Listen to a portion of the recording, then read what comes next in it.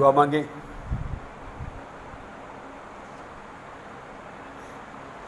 مسیح یسوع میں ہمارے زندہ جلالی آسمانی باپ، تو جو تھا ہے اور آنے والا ہے، دل کی گہرائیوں سے تیرا شکر اور تیری تعریف کرتے ہیں۔ تو زندہ ہے اور تو قادر مطلق خدا ہے۔ اے باپ، تیرا شکر اور تیری تعریف کرتے ہیں کہ تو ہمیں بے حد پیار اور محبت کرتا ہے۔ خداوند، تیری پاکیزگی اور تیری قدوسیت کے سامنے ہماری زندگی کی کوئی حیثیت نہیں، کیونکہ اے خداوند ہماری زندگی میں بے شمار خطائیں اور تقصیریں پائی جاتی ہیں۔ اس کے باوجود جب اے خداوند ہم تیری طرف آتے ہیں، تجھے یاد کرتے یا تیرے قدموں میں جھکتے ہیں، تو تیرے شکر کرتے ہیں کہ تو وہ الہی ذات ہے جو کبھی گلہ شکوہ نہیں کرتی، بلکہ خداوند اپنی طرف آنے والوں کو خوشی کے ساتھ قبول کرتی ہے۔ اے باپ، تیرا شکر تیری تعریف کرتے ہیں کہ تو نے ہمیں یہ عظمت بخشی کہ خداوند ہم تیرے بیٹے کے اس فدیے اور کفارے کے وسیلے سے اس دنیا میں روحانی طور پر تیرے بیٹے اور بیٹیاں کہلاتے ہیں۔ اے خداوند خدا، اس بڑے مرتبے کے لیے، اس بڑی حیثیت کے لیے تیرا شکر ادا کرتے ہیں، اور جہاں خداوند تو نے ہمیں یہ حیثیت بخشی ہے، تو چاہتا ہے کہ ہماری زندگیوں سے اس مقدس رشتے کا اظہار بھی ہو، تاکہ خداوند ہمارے رہن سہن، ہماری گفتگو سے، ہماری بات چیت سے خداوند تیرے بیٹے اور بیٹیوں جیسا اظہار ہو سکے۔ ہماری ساری کبھی کمزوری کو خداوند تو دور کر۔ تیرے شکر تیری تعریف کرتے خداوند کہ تو نے آج تک اپنی اس چھوٹی سی کلیسیا کو اپنے اس بڑے غضب سے، اس بڑی وبا سے، اس بڑے قہر سے خداوند تو نے بچایا ہے۔ خداوند منت کرتے ہیں کہ اسی طریقے سے تو ہمیں یہ احساس دے کہ ہماری کسی خوبی یا لیاقت کی وجہ سے نہیں، بلکہ یہ تیرے رحم اور تیرے فضل کی وجہ سے ہے۔ اس لیے خداوند ہمیشہ تیرا شکر بجا لاتے رہیں۔ خداوند خدا، تیرے حضور جھکتے رہیں، تاکہ خداوند تیرے محفوظ اور تیرے غضب کا شکار نہ ہونے والے ہاتھوں میں خداوند ہم رہیں۔ خداوند خدا، اپنے تمام عزیز و اقارب کو، اپنے خاندانوں کو، یہ جو اس دیس میں ہیں، پردیس میں ہیں، جہاں کہیں بھی ہیں اور جس حال میں بھی ہیں، خداوند منت کرتے ہیں تو انہیں سنبھال، ہر طرح کے دکھ، روگ، تکلیف، کمی کمزوری سے بچا کر اپنی پاک پناہ میں رکھ، اور یہ شعور بخش کے خداوند بے شک ہمارا یہ زمانہ آخری زمانہ کہلاتا ہے، لیکن ہمارے پاس زندگی کے کتنی سانسیں باقی ہیں، تاکہ خداوند اپنی انہی سانسوں میں تیرے تقاضوں اور تیری امیدوں کو پورا کر کے تیرے نام کو جلال دینے کا سبب بنے۔ خداوند خدا، تیرے شکر تیری تعریف کرتے ہیں، تمہاری التجاؤں اور مناجاتوں کو سنتا ہے۔ اپنے بچوں کے سارے کاروبار، محنت و مشقت، مال جان، کھیتی باڑی کو اپنے ہاتھ میں لے۔ خداوند خدا، جو بیمار، دکھی، لاچار ہیں، خداوند خدا انہیں تو اپنے ہاتھوں میں لے، انہیں صحت دے، تندرستی دے، اور خاص طور پر خداوند ملک پاکستان میں صوبہ سندھ کے لیے تیرے سے منت کرتے ہیں، جہاں خداوند یہ سیلاب، یہ بارشوں کا سلسلہ، بے شک سائنسی طور پر ہم جو کچھ کہتے ہیں، لیکن اے خداوند یہ تیری طرف سے ایک اور طرح کی وبا ہے، ایک اور طرح کی سزا ہے۔ اس لیے خداوند منت کرتے ہیں، ہر طرح کی کمی کمزوری کو دور کر کے خداوند جلد از جلد و سارے علاقے کو خداوند امن، چین اور سکون میں بدل دے۔ بچوں کے لیے خداوند تیرا شکر ادا کرتے ہیں۔ خداوند خدا، شیطان نہیں چاہتا کہ یہ بچے کل کو وہ کلیسیا بنے جو تیرے نام کو جلال دینے اور تیرے نام کو عزت دینے کا سبب بنے۔ خداوند خدا، اس لیے منت کرتے ہیں، زمانہ کا کتنا ترقی کر گیا ہے، یہ ینگ جنریشن کا کتنی بھی خداوند تو اسے بیگانہ ہو رہی ہے، اپنے پاک روح کے وسیلے سے، اپنی غائبانہ اس قدرت کے وسیلے سے خداوند ان خاندانوں، ان زندگیوں کے اندر شیطان کو شکست دے اور روز روز ان بچوں کو اپنے میں بڑھنے کی توفیق دے، تاکہ خداوند کل کو آنے والی یہی تیری کلیسیا تیرے نام کو عزت اور جلال دینے کا سبب بنے۔ آج کی ہماری ساری عبادت کو شروع سے لے کر آخر تک اپنے ہاتھ میں لے، خداوند یسوع مسیح کے نام میں، آمین۔ خداوند کی تعریف کرتے ہوئے ایک زبور گائیں گے، زبور نمبر 145، اس کا دوسرا حصہ، نہایت ہے رحیم خدا مہربان مہربان۔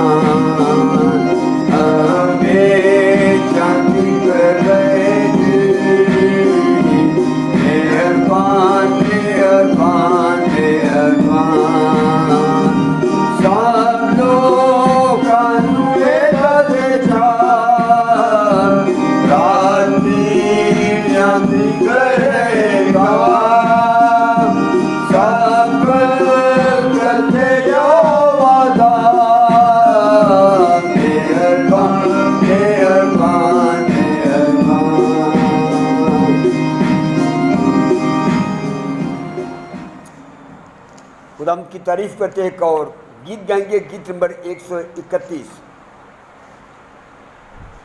گیت نمبر 131۔ میں یسوع کے نور میں سا چلوں گا، دن و رات اس کے پیچھے میں چلوں گا، نور میں چلوں گا پیچھے چلوں گا، یسوع میرا منجی مشروع۔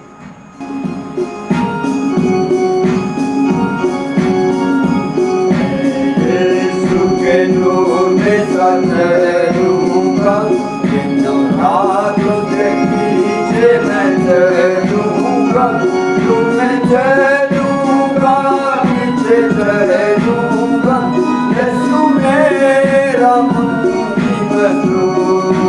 چلتے چلتے دور میں یسوع کے ساتھ، چلتے چلتے चलते थामता यीशु के हाथ, तूने मैं रहूँगा पता पाऊँगा, मैं डूब चलता चलूँगा।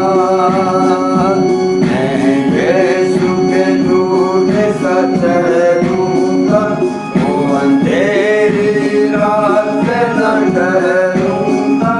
पैर उठाऊँगा दिल से गाऊँगा, यीशु मेरा मन की बसू। चलते चलते दूर में यीशु के साथ, चलते चलते थामता यीशु के हाथ, दूर में मैं रहूँगा पता पाऊँगा, मैं दूर में चलता चलूँगा।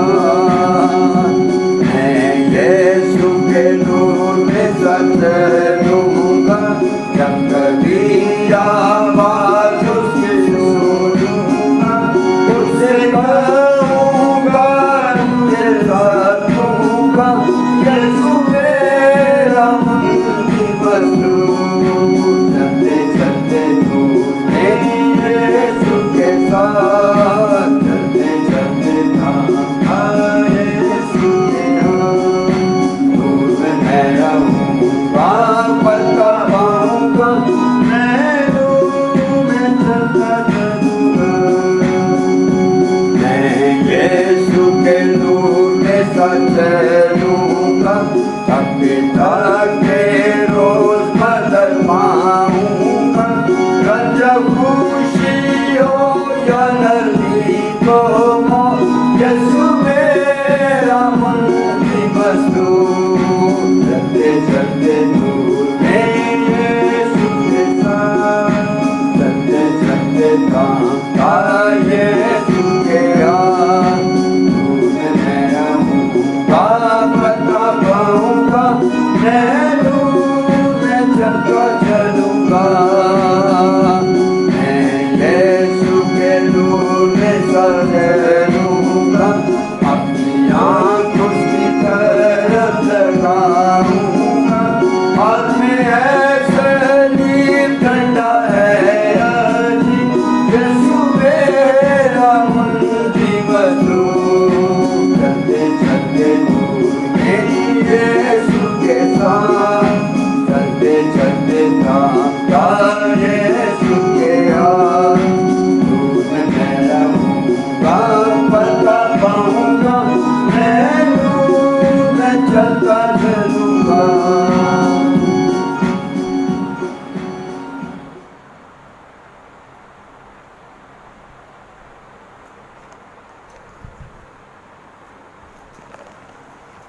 खुदावंद के जिंदा पाक और मुकद्दस कलामे से नए अहदनामे में से एक हवाला पढ़ेंगे। लूका की इंजील उसका 17वां बाब, लूका की इंजील उसका 17वां बाब और उसकी 22वीं आयत से लेकर इस बाब के आखिर तक। लूका की इंजील उसका 17वां बाब और उसकी 22वीं आयत से लेकर इस बाब के आखिर तक। खुदावंद के पाक कलाम में यूं मरकूम है, यीशु ने शागिर्दों से कहा, वो दिन आएंगे कि तुमको इब्न आदम के दिनों में से एक दिन को देखने की आरज़ू होगी और ना देखोगे, और लोग तुमसे कहेंगे कि देखो वहाँ है या देखो यहाँ है, मगर तुम चले ना जाना, ना उनके पीछे हो लेना। क्योंकि जैसे बिजली आसमान की एक तरफ से कूद कर दूसरी तरफ चमकती है, वैसे ही इब्न आदम अपने दिन में ज़ाहिर होगा। लेकिन पहले ज़रूर है कि वो बहुत दुख उठाए और ज़माने के लोग उसे रद्द करें, और जैसा नूह के दिनों में हुआ था उसी तरह इब्न आदम के दिनों में भी होगा, कि लोग खाते पीते थे और उनमें ब्याह शादी होती थी उस दिन तक जब नूह कश्ती में दाखिल हुआ और तूफान ने आकर सबको हलाक किया। और जैसे लूत के दिनों में हुआ था कि लोग खाते पीते اور خرید و فروخت کرتے اور درخت لگاتے اور گھر بناتے تھے۔ لیکن جس دن لوط سدوم سے نکلا، آگ اور گندک نے آسمان سے برس کر سب کو ہلاک کیا۔ ابن آدم کے ظاہر ہونے کے دن بھی ایسا ہی ہوگا۔ اس دن جو کوٹھے پر ہو اور اس کا اسباب گھر میں ہو، وہ اسے لینے کو نہ اترے، اور اسی طرح جو کھیت میں ہو وہ پیچھے کو نہ لوٹے۔ لوط کی بیوی کو یاد رکھو، جو کوئی اپنی جان بچانے کی کوشش کرے وہ اسے کھوئے گا، اور جو کوئی اسے کھوئے وہ اس کو زندہ رکھے گا۔ میں تم سے کہتا ہوں کہ اس رات 2 آدمی ایک چارپائی پر سوتے ہوں گے، ایک لے لیا جائے گا اور دوسرا چھوڑ دیا جائے گا۔ 2 عورتیں ایک ساتھ چکی پیستی ہوں گی، ایک لے لی جائے گی اور دوسری چھوڑ دی جائے گی۔ 2 آدمی کھیت میں ہوں گے، ایک لے لیا جائے گا اور دوسرا چھوڑ دیا جائے گا۔ انہوں نے جواب میں سے کہا، اے خداوند، یہ کہاں ہوگا؟ یسوع نے ان سے کہا، جہاں مردار ہے وہاں گدھ بھی جمع ہوں گے۔ خداوند اپنے پاک کلام کے پڑھے جانے پر اپنی برکت بخشے۔ آمین۔ دعا مانگے۔ ہمارے آسمانی باپ تیرا شکر اور تیری تعریف کرتے ہیں تیرے زندہ، پاک اور مقدس کلام کے لیے، جس کے وسیلے سے باپ تو اپنے بچوں کی ہدایت اور رہنمائی فرماتا ہے۔ اے خداوند، یہ تیرا پیار اور تیری محبت ہے کہ تو اپنے بچوں کو موت اور ہلاکت کی راہ سے ہٹا کر زندگی کی راہ پر گامزن کرنا چاہتا ہے۔ خداوند، اس سے منت کرتے ہیں کہ تمہارے ذہنوں، دلوں اور زندگیوں کو تیار کر، تاکہ کلام کا جو بھی بیج بویا جائے وہ تیری مرضی کے مطابق پھلدار ہو۔ اپنے خادم کے ساتھ ہو، بولتے وقت پاک روح کی ہدایت اور رہنمائی فرما، خداوند یسوع مسیح کے نام میں، آمین۔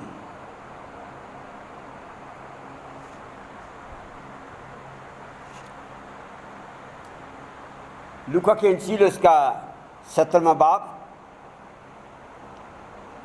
اور اس کی 32ویں آیت میں لکھا ہے، اور لوط کی بیوی کو یاد رکھو۔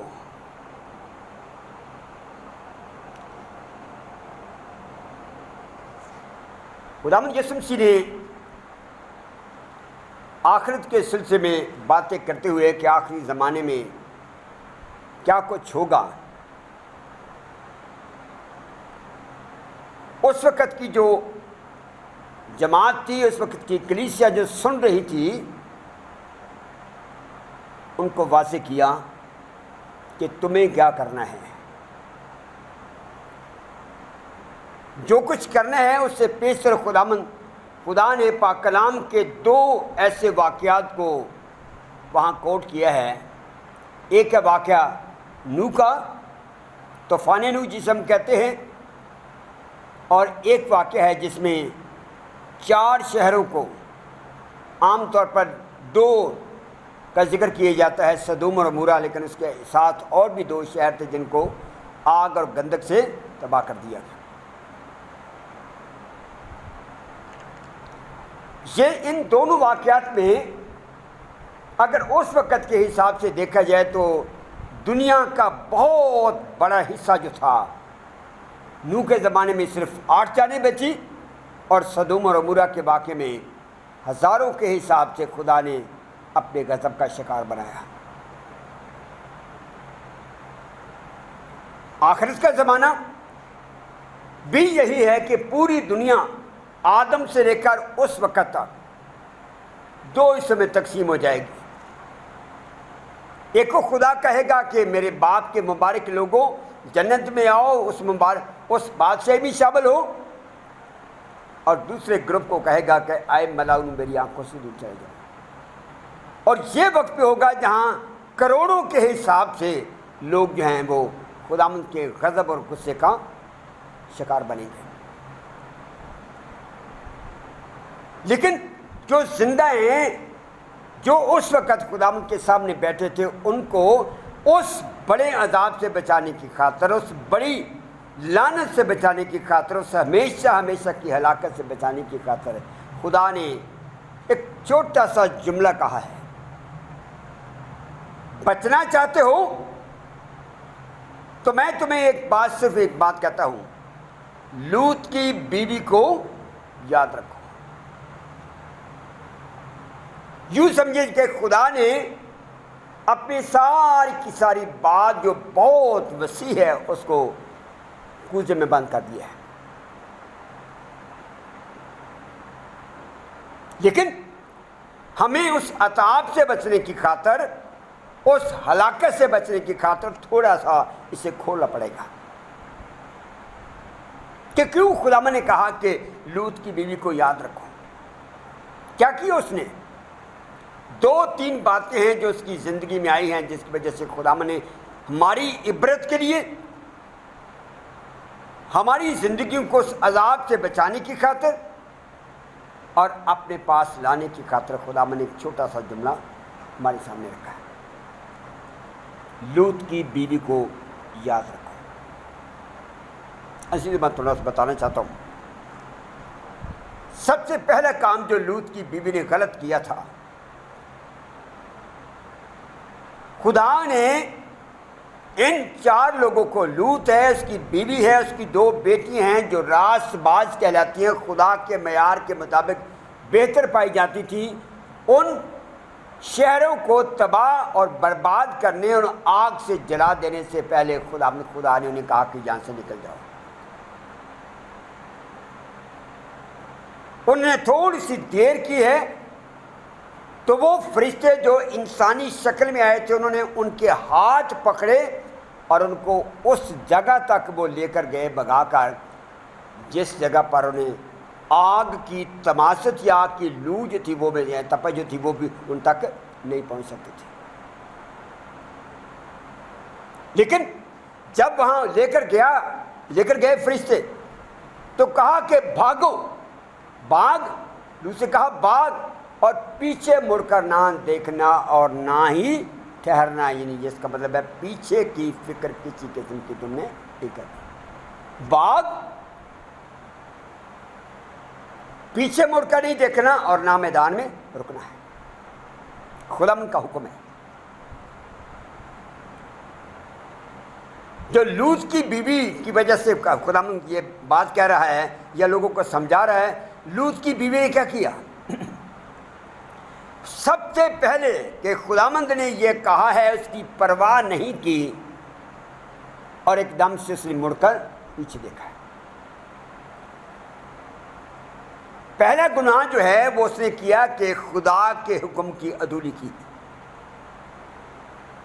پتہ ہے کہ خداوند یہ کہا ہے لیکن اس نے قطعاً پرواہ نہیں کی، خدا کے حکم کو ایک طرف چھوڑے ہیں اور اپنے دل کی، اپنے ذہن کی، اپنی مرضی کو اس نے پورا کی ہے، اور وہیں وہ نمک کا ستون بن گئے۔ بہت سارے لوگ مکمل طور پر جانتے ہیں کہ خدا میرے اس کام کے لیے کیا کہتا ہے، میرا یہ میں کام کر رہا ہوں کیا کہتا ہے، خدا یہ کیا کہتا ہے، اس سلسلے میں کیا کہتا ہے۔ وقت نہیں ہے کہ ڈیٹیل جائے، لیکن بے شمار ایسے کام ہیں جو ہمارے گھر میں، کاروبار کے لحاظ سے، محکمے کے اندر، سیاست کے اندر، ہر طریقے سے ہمیں پتہ ہے کہ یہ بات ہے غلط، خداوند کو یہ پسند نہیں ہے۔ خداوند حکم دے رہا ہے لیکن ہم حکم کی پرواہ نہیں کرتے۔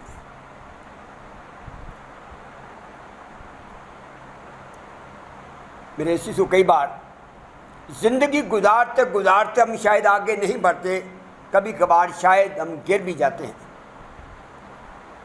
لیکن خداوند اس وقت ہمیں سزا دیتا ہے۔ میں 2 چیزوں کو کلیئر کرنا چاہتا ہوں۔ ایک گناہ ہے جس ہم خطا کہتے ہیں، سہمن ہو جاتی ہے، نہیں چاہتے کہ ہم یہ کریں لیکن کبھی کبھار ایسی غلطی یا ایسی خطا ہم سے ہو جاتی ہے۔ خدا خطاؤں کو معاف کر دیتا ہے لیکن جو دیدہ دانستہ گناہ ہوتا ہے اس کو کبھی معاف نہیں کرتا۔ اور میں واضح کر دوں، خدا نے آدم اور حوا کو بڑے پیار کے ساتھ بڑی ریز کے ساتھ خدا نے آدم کو پیدا کیا، اتنا پیار کہ اس نے اپنی شکل دی، کسی جانور کی شکل نہیں دی، اپنی شبیہ، اپنی ایٹریبیوٹس، اپنی صفات اس کے اندر پیدا کی، اپنے دم دے کر اس کو پیدا کیا، اس کے اکیلے پن کو دور کرنے کے لیے اس کا ساتھی بنایا۔ صرف ایک کام کہا، باغ کے درمیان میں جو شجر ممنوع ہے اس کا پھل تم نے نہیں کھانا۔ آدم کو بھی پتہ ہے، ہوا کو بھی پتہ ہے، شیطان کے بہکاوے میں آ کر اپنی مرضی کر کے خدا کے حکم کو توڑا ہے، دیدہ دانستہ اس کام کو کیا جو خدا ان کو پسند نہیں تھا۔ جب دیدہ دانستہ کی ہے تو خدا کے حکم کی عدولی، جو دیدہ دانستہ کرتا ہے اس کو جنت سے نکال کر باہر پھینک دیا جاتا ہے۔ آج بھی کئی بار خدا ہمیں اتنی زیادہ خوشحالی دے رہا ہوتا ہے، ہمارے بچے صحت تندرست ہیں، ہمارے بچے پڑھ رہے ہیں، سارا کچھ کر رہے ہیں، ہمارا مستقبل بہت روشن ہے، ہمارا کاروبار بہت اچھا چل رہا ہے، کوئی نہ کوئی ایسی چیز آ جاتی ہے جو دیدہ دانستہ ہماری زندگی کے اندر خدا پسند نہیں کرتا۔ خدا کا حکم ہے کہ تو نے یہ کام نہیں کرنا، ہم پھر بھی جب دیدہ دانستہ کر جاتے ہیں اس وقت خدا کبھی بھی معاف نہیں کرتا، اس کے نتائج کیا نکلتے ہیں اس کی ہم قطعاً پرواہ نہیں کرتے۔ میں تھوڑا سا ٹچ یہاں دوں گا روت کی کتاب کا۔ خدا نے منع کیا تھا کہ غیر اقوامی شادی نہ کرنا، لیکن ان دونوں نے، میلون اور کلیون نے جب شادی کی ہے وہاں تو دیدہ دانستہ اپنے خواہشات اور جذبات کو کنٹرول نہیں کیا، ان کی پیروی کی ہے اور خدا کے حکم کو پس سے پوچھ ڈالا ہے۔ دیدہ دانستہ جب ایسا کیا ہے وہ بھی مر گئے، دونوں باپ بھی مر گیا، خاندان ختم ہو گیا۔ آج بھی خداوند مجھے اس بڑی ہلاکت سے بچانے کی خاطر ایک انڈیکیشن دے رہا ہے، لوط کی بیوی کو یاد رکھو جس نے دیدہ دانستہ میرے حکم کی عدولی کی، میری پسند کے مطابق کام نہیں کیا، بلکہ جو مجھے نہیں پسند تھا اس نے دیدہ دانستہ وہ کام کیا اور نمک کا ستون بن گئی۔ آج بھی خداوند یہی چاہتا ہے کہ ہماری گھروں کو، ہماری زندگیوں کو بحال کرے، خوشحال کرے، ہمارے مستقبل کو روشن کرے۔ لیکن مسئلہ خراب کب ہوتا ہے؟ جب ہم دیدہ دانستہ خداوند کی پسند اور ناپسند کا خیال یا خداوند کے حکم کی پرواہ نہیں کرتے۔ دوسری بات ہے، کیوں خداوند نے اس بڑی ہلاکت سے بچانے کی خاطر کہا کہ لوط کی بیوی کو یاد رکھو؟ جب میں تھوڑا سا بیک گراؤنڈ کی طرف جاتا ہوں، شام کا وقت ہے، دو مسافر آئے ہیں جو کہ فرشتے تھے، لوط ان کو اپنے گھر میں لے گیا، مہمان نوازی کرنا چاہیے۔ وہاں کے لوگ اتنے بدمعاش تھے کہ وہ ان کی خوبصورتی کو دیکھ کر انہوں نے کہا کہ ہم ان کے ساتھ بدفعلی کریں۔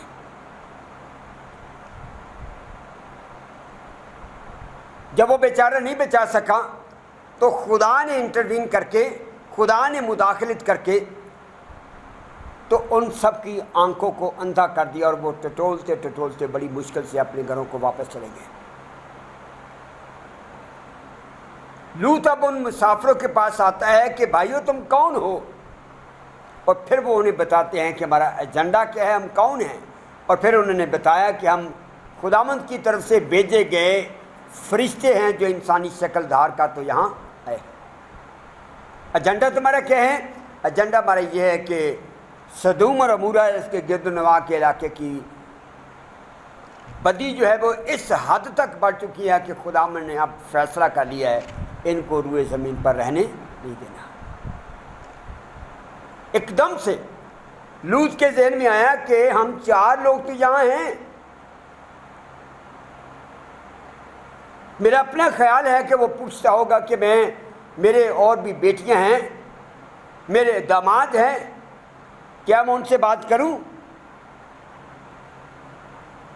انہوں نے جا کر اس سے بات کی ہے۔ وہ مناتے رہے ہیں کہ بیٹا صبح یہ سدوم اور عمورہ اور گردنوا کا علاقہ سارا برباد ہو جائے گا، آگ لگ جائے گی، وقت سے ہلاک ہونے سے پہلے ان کو بتایا گیا ہے۔ وہ نہیں مانے۔ پاسبلٹی ہے کہ انہوں نے شام کا جو ان فرشتوں کے ساتھ اور ان کے اندھے ہونے کا جو سلسلہ تھا وہ سارے کا سارا واقعہ بھی دہرایا ہو، بتایا ہو،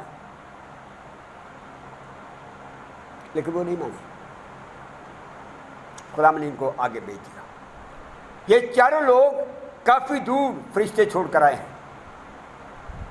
حکم یہ ہے کہ پیچھے مڑ کر نہیں دیکھنا۔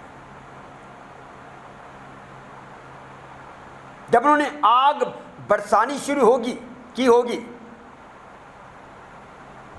ایک دم سے اس کے ذہن میں آیا میری بیٹیاں، میرے داماد، ان کے بچے وہ بھی جل رہے ہوں گے۔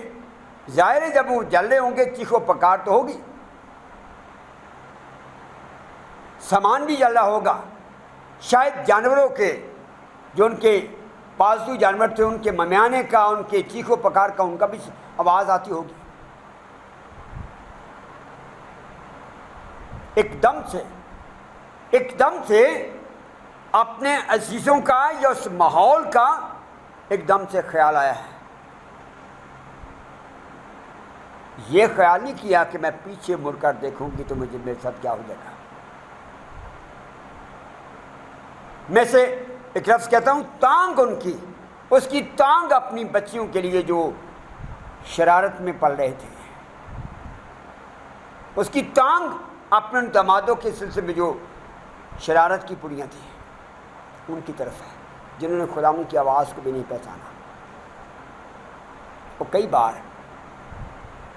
بار خدا میں منع کرتے ہیں کہ پیچھے نہیں دیکھنا، جس ماحول سے میں نے تمہیں نکالا ہے اس ماحول کی طرف تم نے مڑ کر بھی نہیں دیکھنا۔ ہم کئی بار یہ خیال ہی نہیں کرتے کہ خداوند کا حکم کیا ہے، اور غور سے دیکھے کہ خداوند نے کہا کیا ہے۔ باغ پیچھے مڑ کر نہیں دیکھنا اور ٹھہرنا بھی نہیں، وہ ٹھہری بھی ہے اور پیچھے مڑ کر بھی دیکھا ہے۔ اس کے اندر دنیا کی چیزوں کا لالچ، میری فلاں چیزیں جل گئی ہوں گی، میری بیٹیاں جل گئی ہوں گی، میرے داماد جل گئے ہوں گے، ان کی چیخ و پکار کو سن کر اس کے پیچھے پڑا ہے۔ آج بھی میرے عزیزو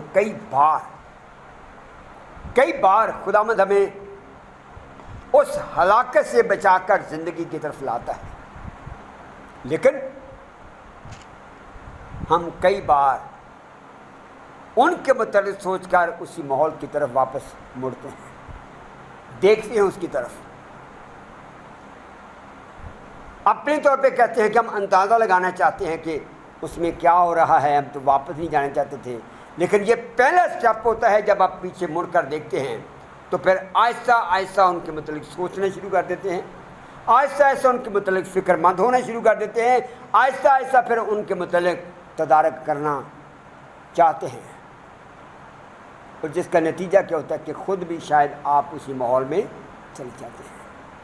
اس لیے خدا نے منع کیا تھا کہ تم نے پیچھے مڑ کر نہیں دیکھنا۔ پہلی بات کیوں خدا نے کہا کہ لوط کی بیوی کو یاد رکھو؟ خدا کے حکم کی عدولی کی، اور دوسری بات یہ ہے کہ خدا نے منع کیا تھا اس ماحول کو، اس جلتے ہوئے ماحول کو تم نے واپس مڑ کر نہیں دیکھنا۔ انہوں نے ایسا کیا۔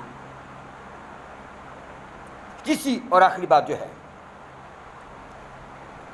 اسے یہ علم ہی نہیں تھا کہ میرا خاندان جو خدا کے نزدیک راست باز ہیں، غور بات پر کریں کہ میرا خاندان جو اس وقت خداوند کے نزدیک بڑا راست باز ہے، جن کو خداوند کے فرشتے ہاتھوں سے پکڑ کر باہر نکال رہے ہیں، اور وہ کہہ رہے ہیں اگر تم نے دیر کی تو ہمارے لیے مشکل ہو جائے گا، جلدی کرو کیونکہ ہم نے بہت جلدی اس علاقے کو جلانا ہے۔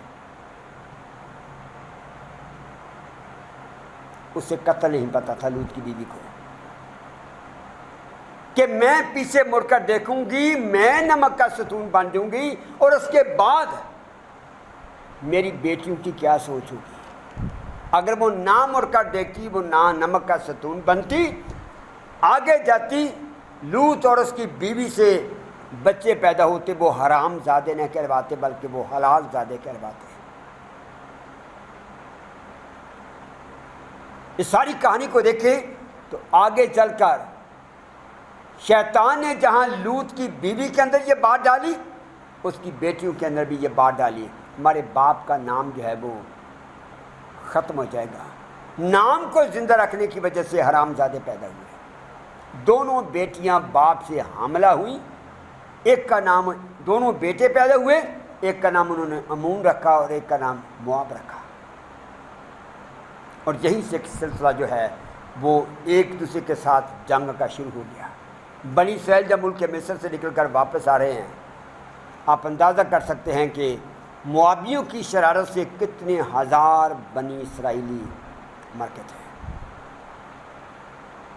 جس کا مطلب یہ ہے کہ لوط کی بیوی نے ایک غلطی کی اور اسے اپنی اس غلطی کے کانسیکوینسز کا نتائج کا ہی نہیں پتہ تھا کہ اگر میں ایسا کروں گی تو آگے چل کر ہمارے خاندان کے ساتھ کیا ہوگا۔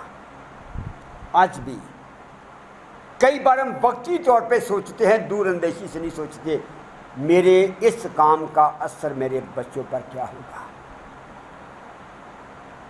ایک کی بجائے دو دو تین تین شادیاں کرنا، طلاق دینا جو خداوند کو پسند نہیں ہے، ایسے الٹے سیدھے کام کرنا، دو نمبر کام کرنا، یہ ساری کی ساری چیزیں خداوند کو پسند نہیں ہیں۔